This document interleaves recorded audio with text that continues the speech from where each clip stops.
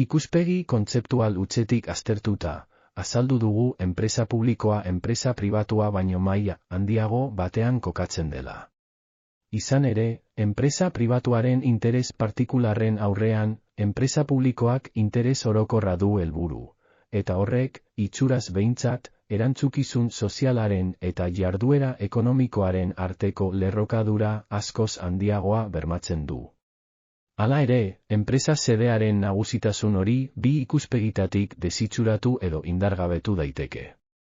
Lehenik, eraginkortasunaren ikuspegitik, interes orokorreko helburuen ustezko nagusitasunak ezin du alde batera utzi ondasun eta zerbitzuen ekoizpenean lortutako eraginkortasun maila, handiagoa edo txikiagoa izan.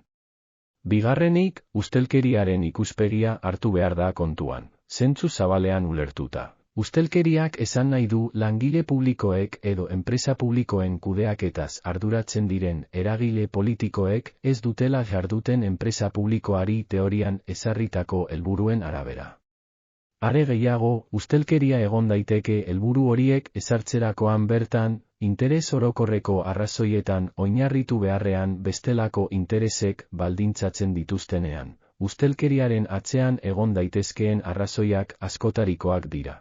Arrazoi politikoak edo hauteskunde logikarekin lotutakoak, kudeatzaileen interes pertsonalak, edo interes partikularreko taldeek eragindako presioak, besteak beste, enpresa pribatuaren kasua aztertzen badugu.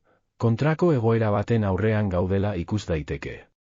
Helburu partikularren ondorioz, enpresa pribatu batek bere jarduera komunitatearen mesederako zein kalterako gara dezake.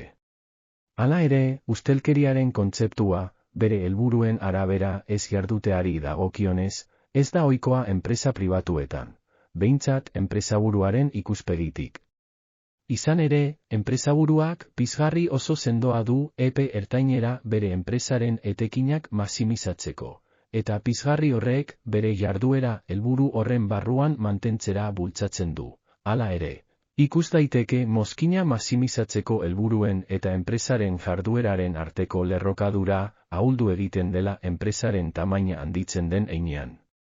Gainera, pizgarri horiek ez dute modu berean eragiten enpresaburuari eta enpresako langileei. Enpresa publikoan, ez dago enpresaburu kapitalistaren pareko inplikazio pertsonala duen figura bakar eta argirik. Enpresa publikoko langileak, kudeatzaile exekutiboak eta erakunde ikuskatzaileetako arduradunak, oro har, langile publikoak dira, eta haien pizgarriak, enpresaren helburuen arabera jarduteko, nabarmen txikiagoak dira kapital enpresa bateko jabe edo enpresaburuarenekin alderatuta. Horrela, enpresa publikoaren interes orokorreko helburua, bere alderdirik positiboena bada ere, pizgarri sistema ahulago horren ondorioz, bere jardueraren garapenean dagoen ustelkeria arriskua enpresa pribatuarena baino handiagoa izan daiteke.